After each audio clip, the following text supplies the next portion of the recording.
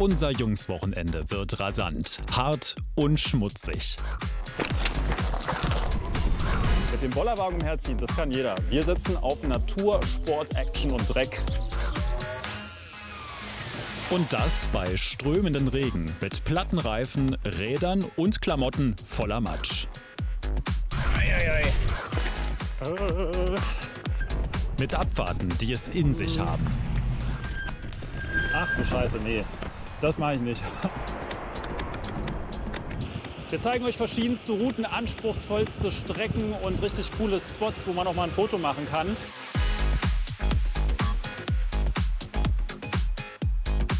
Wir nehmen euch bei Hinreisend mit in den Harz zu einer actionreichen Mountainbike-Tour. Und die ist trotz E-Bike anstrengender als gedacht.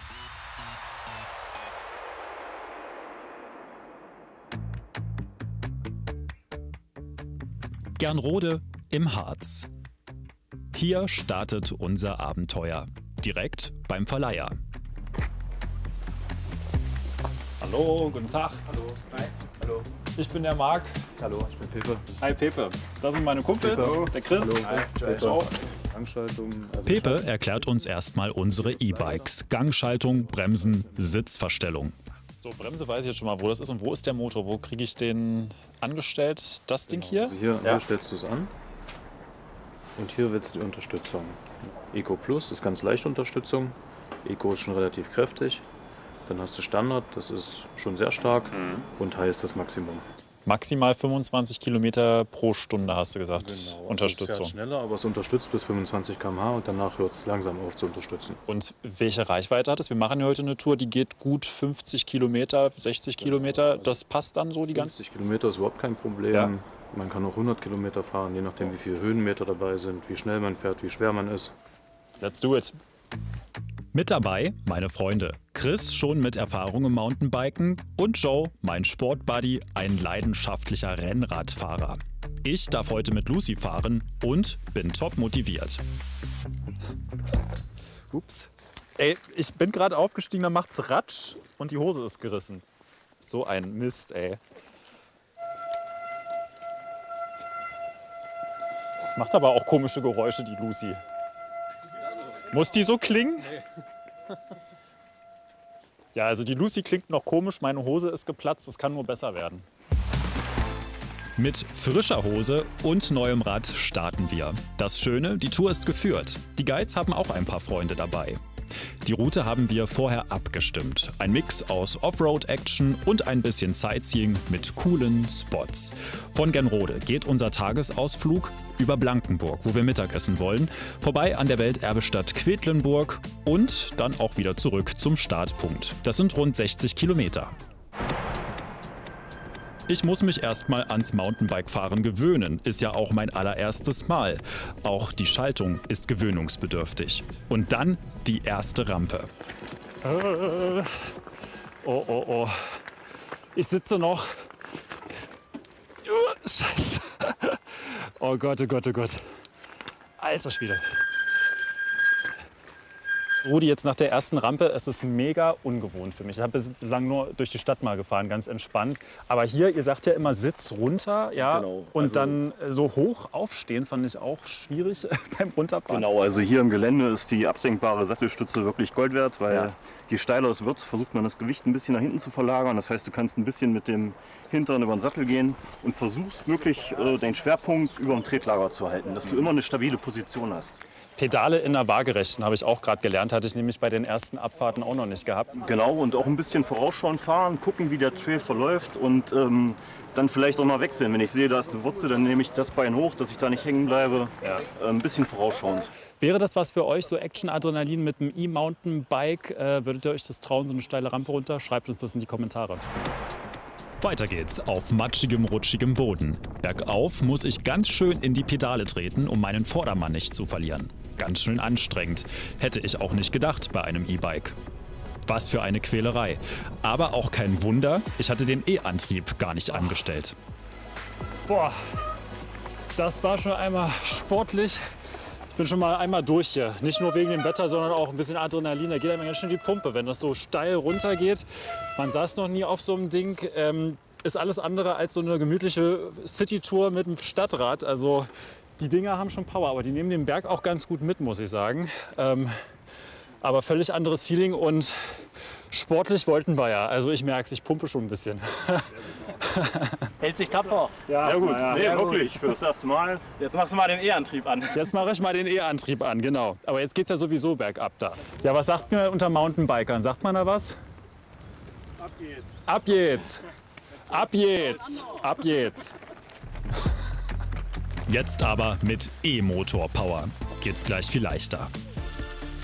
Ja, so eine E-Mountainbike-Tour hier durch den Wald, Offroad kann man mal machen. Wir machen aber noch was anderes. Wir baggern auch noch in der Kiesgrube. Wow. Hier werden Jungs-Träume wahr, Freunde. Der Kracher. Das könnt ihr euch anschauen im zweiten Teil von unserem Jungs-Wochenende. Diese Folge gibt es ebenfalls in der ARD-Mediathek bei Hinreisen. Schaut mal an. Den Link findet ihr bei uns in der Videobeschreibung. Es wird immer anspruchsvoller. Die Guides kennen sich aus in der Region, zeigen uns Insiderwege. Steile Abfahrten mit Wurzeln, Steinen und sogar mit Löchern im Boden. Für Ungeübte wie mich eine mega Herausforderung. Denn das E-Bike und wie es in brenzligen Situationen reagiert, kann ich noch nicht wirklich gut einschätzen. Und mein Freund Joe scheinbar auch nicht. Joe, mein Lieber, dich hat's langgelegt, wa? Ja, ich habe einmal am Boden gefressen auf jeden Fall. Scheiße. Bei der Rampe jetzt gerade, oder? Nee, bei der Abfahrt, also, keine Ahnung, ich habe irgendwie eine Wurzel übersehen, glaube ich. Und dann habe ich mich über den Lenker gelegt. Wir fahren weiter nach Blankenburg. Die Strecke wird flacher, entspannter zu fahren und ich komme inzwischen besser mit dem Bike klar. Jetzt kann ich auch mal die Natur und Landschaft genießen.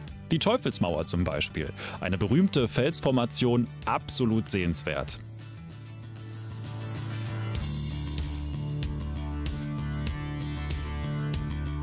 Ah, geile Nummer. Jetzt bin ich drin. Schön dreckig, aber ich komme jetzt auch mit einem klar. Es hat richtig Spaß gemacht. Jetzt die erste Hälfte. Ich weiß gar nicht, wie viel Kilometer wir schon haben, aber die Hügel, die Ansteigungen und so, wenn du mit dem Bike vertraut bist, macht das richtig Spaß. Und entsprechend sehen wir auch aus. Ne? Ich traue mich gar nicht nach hinten zu gucken. Schöne Bremsspur wahrscheinlich drauf. Bitteschön. An der Teufelsmauer müssen wir eine kurze Zwangspause einlegen. Kannst du pumpen, Gunzi? Kannst du auch pumpen. Oder pumpen wir auch. Ja, der Verursacher müsste eigentlich pumpen. Beim Ne? nächsten Mal. Ist ja bestimmt das 6. Mal heute. Aber ihr seid bestens ausgerüstet, Jungs. Zumindest haben wir eine Pumpe mit. Ja. Zwischenbilanz ist, wir sehen alle schon aus wie, ich will es jetzt gar nicht sagen, Also dreckiger geht nicht. Also. dreckiger geht nicht, weil das heute auch wunderbares Regenwetter ist. Chris ist am besten klargekommen. Ich bin echt beeindruckt. Du hast echt so richtig gute Skills drauf. Ich muss mir mal zeigen irgendwann. Ja, dann machen wir mal ein paar Fahrradtouren. Das machen wir jetzt mal, nehmen wir uns mal vor. Und Joe hat es einmal schon lang gelegt. Ja, ich bin das vom Rennradfahren nicht gewöhnt, dass hier einfach Wurzeln auf dem Weg sind. Da muss er aufpassen. In der Großstadt ist ein bisschen anderes Pflaster. Das stimmt, ja. Da sind nur Busse, die dich umfahren. Aber macht's Spaß? Auf jeden Fall. Also Mountainbike echt cool. Und die Bikes sind auch nice. Also gute Sache. Das Team von Harz Adventure bietet die geführten Touren und die Verleihung seit 2019 an. Für Paare oder Gruppen. Unsere Gruppe droht sich gerade zu verkleinern.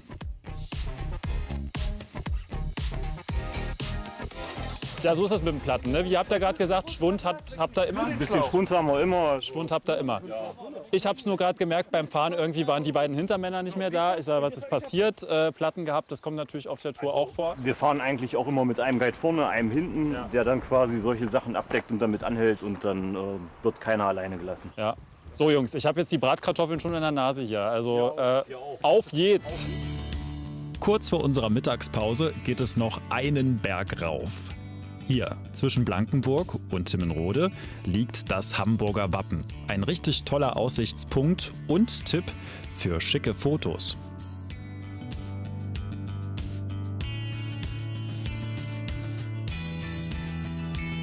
So, nach dem anstrengenden Part gibt es hier die wunderbare Aussicht, das Hamburger Wappen. Welches Team wärt ihr? Das Team sportlich anstrengend oder das Team mit den Aussichtsplattformen? Schreibt uns das mal in die Kommentare. Wir Jungs haben uns für eine Mischung aus beidem entschieden und eine richtig gute Zeit. Auch wenn manch ein Bike mal geflickt werden muss. Eine Notfallausrüstung haben die Guides immer mit dabei. für den schnellen Schlauchwechsel am Fahrrad. Sich ein Fahrrad oder ein E-Mountainbike hier im Harz ausleihen, das geht ganz gut. Es gibt viele Anbieter, die sich auf diesen Tourismus spezialisiert haben. Ab 11 € pro Tag geht diese Fahrradmiete los. Unser Anbieter, der bietet exklusiv als einziger Anbieter hier in der Region geführte E-Mountainbike-Touren an. Das geht ab 49 € los. Das Tolle ist, man kann die Touren individuell abstimmen und dann auch wirklich das sehen, was man möchte. Weiter geht's zu unserem nächsten Ziel, nach Blankenburg. Dort gibt's eine Rast zur Stärkung. Allgemein gibt's hier einige Anlaufstellen in der Region. Ich freue mich jetzt richtig aufs Mittag. Also man verbrennt ganz gut auch dabei, ist richtig Sport. Ey. Also Knast bis zum geht nicht mehr. Wir sind auch gut nass geworden. Das Wetter hat noch mal ein bisschen die Bedingungen erschwert. Jetzt gibt's Bratkartoffeln, ich freue mich. Auch das Wetter lädt zur Pause ein. Wirt Yogi hat uns schon erwartet. Er kennt die Mountainbiker gut, die regelmäßig eingeschlammt in seine Kneipe kommen.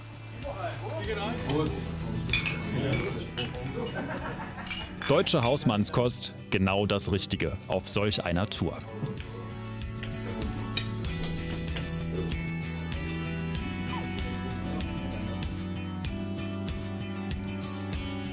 So, auf geht's zum zweiten Teil. Die Stärkung hat jetzt richtig gut getan. Jetzt hat man wieder ein bisschen was im Magen, jetzt kann es weitergehen. Übrigens gar nicht so weit weg von diesem Punkt liegt die Rappbodetalsperre. Da gibt es auch Action und Adrenalin auf eine bisschen andere Art und Weise. Hatten wir auch schon bei Hinreisend ausgetestet. Die Ausgabe findet ihr in der ARD-Mediathek bei Hinreisend. Zurück auf der Waldpiste. Wir starten zum Endspurt. Es geht nach Quedlinburg. Allerdings nicht in die Welterbestadt, sondern zu einem weiteren tollen Aussichtspunkt.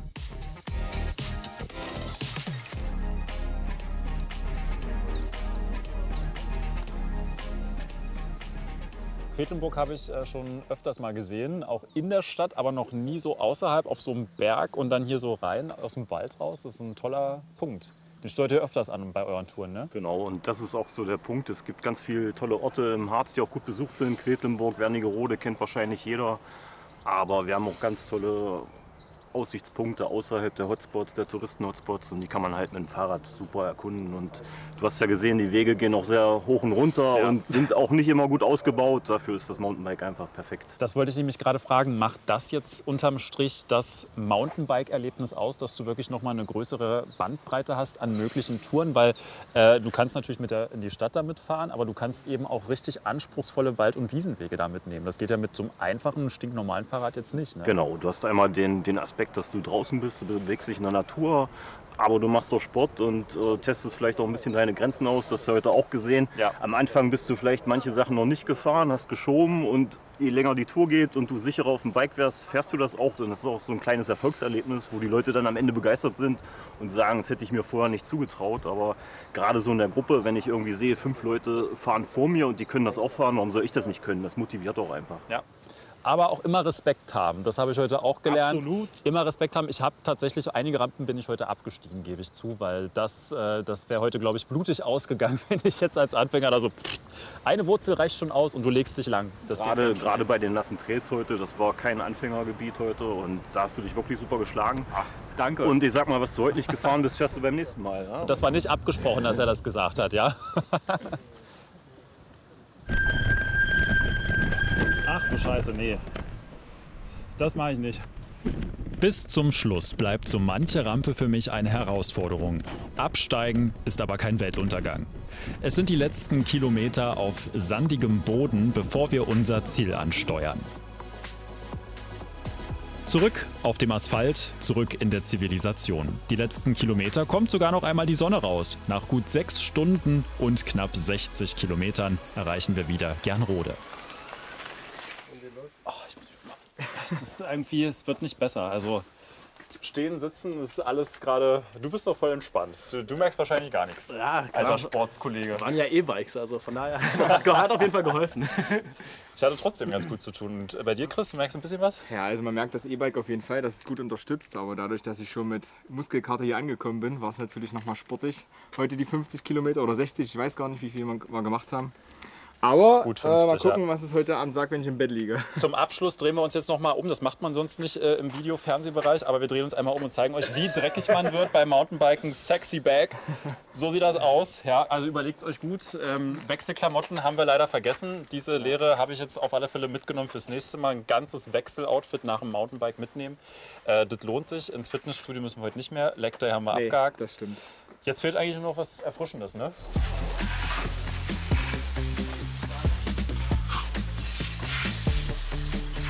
Das volle Sportprogramm, die Muskeln tun weh, viel Natur gesehen und ordentlich dreckig geworden. Das kann man machen und manche Frauen vielleicht auch, die auf Adrenalin und Dreck im Harz stehen. Übrigens, Jungswochenende, das geht auch gut auf einem der Actionspielplätze Mitteldeutschlands. Wow. Hier werden Jungs Träume wahr, Freunde. Der Kracher. Schaut's euch an in der ARD Mediathek.